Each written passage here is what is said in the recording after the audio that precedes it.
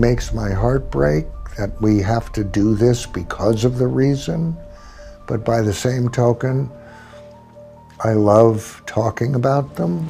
Albert Brooks has finally spoken, and what he revealed has stunned Hollywood. In the days following an unfathomable loss, his words expose raw moments the public never saw, private reactions few knew about, and why this tragedy still doesn't feel real. In this video, we break down Brooks's emotional response, the messages pouring in, and what this moment truly means. The call that shouldn't exist. The moment is quiet, almost ordinary. Days after the news broke, Albert Brooks is driving, moving through familiar streets, when instinct takes over. His hand reaches for the phone. He dials Rob Reiner's number. Only after does reality trail behind him. Rob is gone. And yet, Brooks admits, his mind hasn't caught up. Met him when I was 14 years old. So I'm still in that not believing it stage. I know what happened, but I'm driving around and all of a sudden I actually 2 days ago, I called his number. In a CBS News interview, Brooks describes the experience without drama, but with precision. He knows what happened. He understands the facts. Still, disbelief lingers. "I'm still in that not believing it stage," he says. The words don't rush. They settle. This isn't denial born of confusion. It's grief resisting finality. Brooks calls Reiner his oldest friend, not a colleague, not a collaborator, the person he has known the longest. They met at 14 in a Beverly Hills high school drama class, long before either man had a career, a public image, or a legacy to protect. That history stretches back more than 60 years, making the loss feel less like an ending and more like a rupture in time. But before the public tributes, before the statements and specials, there is this private detail, a phone call placed into silence. It reveals something larger than shock. It exposes how deeply intertwined their lives were, how habit and memory can outpace truth. Brooks isn't alone in this response. Psychologists describe this phase of grief as cognitive lag, the heart adjusting faster than the mind. Yet hearing it from Brooks reframes the tragedy. This is not about celebrity loss. It's about what happens when a constant presence disappears without warning. Still, one question lingers beneath his words. If someone you've known since childhood vanishes overnight, how do you retrain a lifetime of reflexes? What happened next would force Brooks, and everyone watching, to confront that uncomfortable answer. A friendship older than fame. Before the awards, before the influence, before either name carried weight, there was a classroom. Beverly Hills High School. Two 14-year-olds drawn not by ambition, but by curiosity. Albert Brooks and Rob Reiner met in drama class, a place where identity was still fluid and futures were undefined. I mean, I've wanted you here for the longest time. I don't get to see enough, but it's always a pleasure when you're here. Thank you for bringing him, for doing this. What am I, a dog?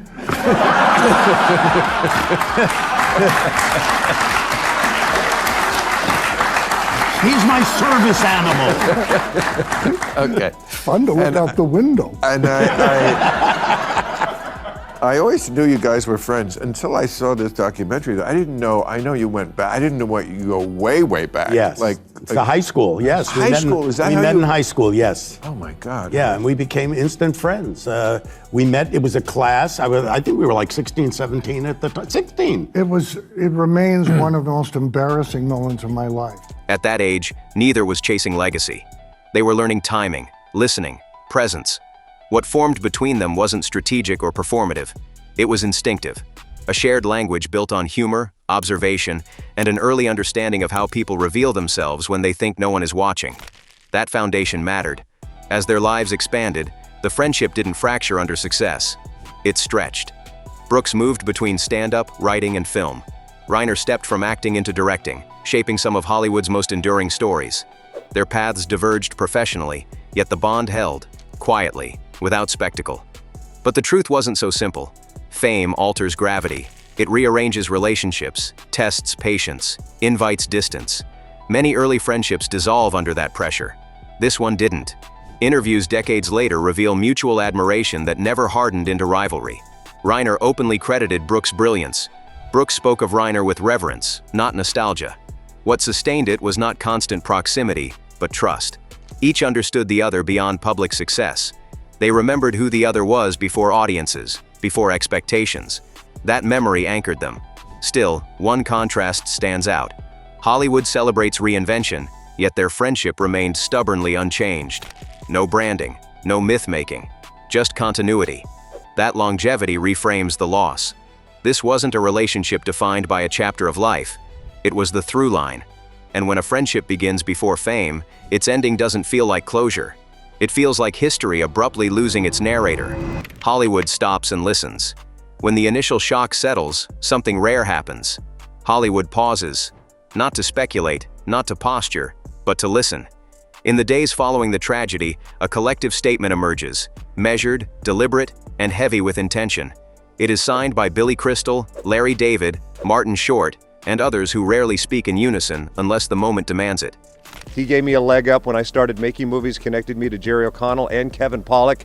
And to speak to these two people, Jerry O'Connell, who was maybe 11 years old when he met Rob Reiner for the first time, talks of a warm, kind person without whom he probably couldn't have finished that movie. And Kevin Pollak, a comedy and of course movie legend, talks about nothing but greatness when he worked with him on the set of A Few Good Men. Rob Reiner was a step-up guy for the industry. His dad was a legend, Carl Reiner. I got to meet him as... The tribute does not rush to canonize. Instead, it details. Rob Reiner is described as a master storyteller, shaped by his father Carl Reiner and mentor Norman Lear, yet never confined by their shadows. The signatories emphasize range over reputation, comedy, drama, mockumentary, documentary, each handled with control and clarity. This wasn't versatility for novelty's sake, it was discipline. But before that, the statement turns personal. Reiner's greatest gift, they write, was freedom. Actors felt protected. Writers felt sharpened. Ideas were invited, not managed. Collaboration wasn't a buzzword, it was the operating principle. In an industry defined by hierarchy, Reiner flattened the room. Michelle Reiner is inseparable from this portrait. Described as strong, determined, and deeply committed, she and Rob are remembered as a unit. Together, they devoted years to civic causes, channeling influence into action rather than image. Their work extended beyond sets and scripts, into advocacy and public life. What's striking is what's absent. There is no exaggeration, no spectacle, just precision. Respect earned, not claimed. Other voices soon follow. Kathy Bates, Michael Douglas, Stephen King, Demi Moore, Paul McCartney. Different worlds, same conclusion. Still, one truth sharpens the silence. When an industry built on noise speaks this carefully, it isn't mourning a career, it's acknowledging character. More than movies, the legacy behind the camera. The films are familiar, their lines are quoted, their scenes replayed, their reputations long settled. But as tributes continue, the focus subtly shifts away from titles and toward process. What defined Rob Reiner, many say, happened before the camera rolled, and after it stopped. Actors describe a director who listened. Not performatively, not selectively, but with intent. On Reiner's sets, ideas weren't filtered through fear, they were tested. Writers recall being challenged without being diminished, pushed toward clarity rather than control. Trust wasn't granted sparingly, it was the starting point. You are a meathead. A meathead, dead from the neck up. Meathead.